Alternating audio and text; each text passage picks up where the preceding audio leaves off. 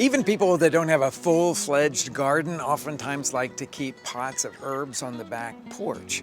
And when it comes to specialty herbs like Mexican oregano, that might be a great one to choose. When you order one by mail or find one at your garden center, it'll look a little bit like this. And you'll notice, perhaps, that the leaf is kind of familiar because this isn't actually in the oregano family at all. It's in the verbena family. So it's got that little serrated leaf like you would expect on a verbena plant.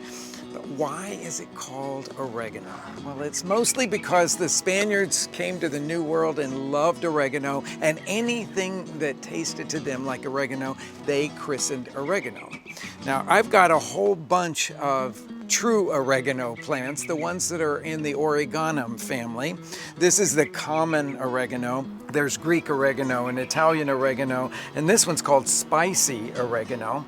And then this one that's here at the end, well, this is a succulent. But in Mexico, it's called oregano, or sometimes Caribbean or Cuban oregano. And when you taste it, it'll have that slightly minty flavor that we associate with oregano, but it'll also have the traditional bitterness that goes along with that. All of these are oreganos, and they're all really good and easy to grow in pots on your back porch.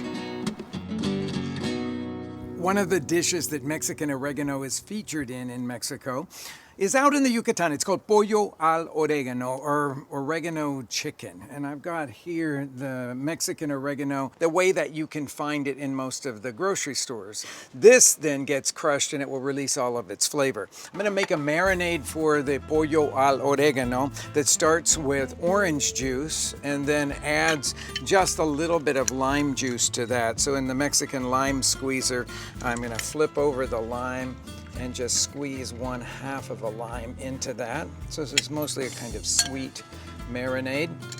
Into that, I'm gonna add the oregano, but I'm gonna do it in several batches because I'm gonna crush it in traditional Mexican style between my palms. I'm gonna need a couple of hefty tablespoons of this oregano. So rub it between your palms like that. It will release the most wonderful, wonderful, almost minty-like aroma as you're crushing it. Oh, it's so beautiful. To that, I'm gonna add a teaspoon of salt and a little dash of Worcestershire sauce. And just add some depth of flavor.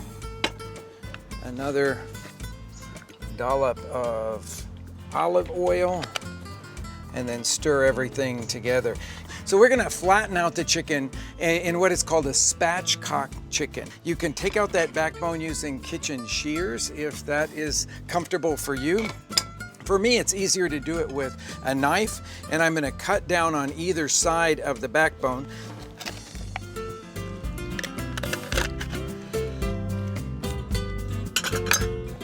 Just release the backbone, I'll set that to the side. And then open the chicken out flat. I just like to lean my body weight into it. You can hear some cracking going on there. Give it a good press down like that, and you'll see how it'll just flatten out.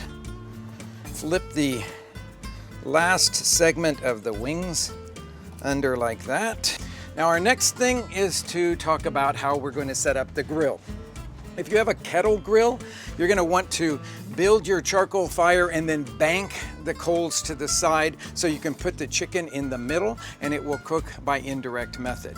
Using a Kamado grill like this one, I've got the fire built in the bottom, and then I've put the plate setter. It's that ceramic plate setter that's in the middle, and that just diffuses all of the heat up and around. I'm gonna use the marinade as my initial little rub over it, but then I'm gonna go in as the chicken cooks and marinate it or baste it with the marinade several times as it's cooking. Okay, that is a light coating of it on there now. The chicken will go right into the middle. This fairly high heat cooking.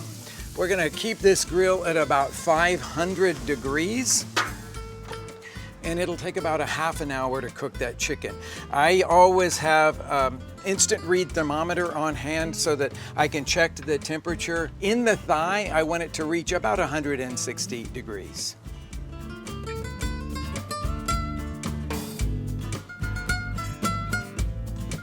I like to serve a little flavored chicken broth over the top of the grilled chicken, so I'm going to put that together now. Starting with some good quality chicken broth here. I need about 1.5 cups of that. I'm going to give a little splash of a malty beer. Then add a little more oregano to it. Some salt.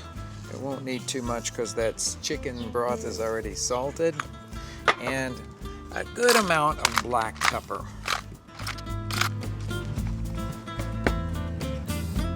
Sprinkle that in. Now let's take a look at the chicken.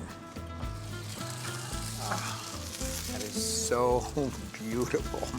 I'm gonna just put this in there to warm and come to a simmer while we let that chicken finish cooking.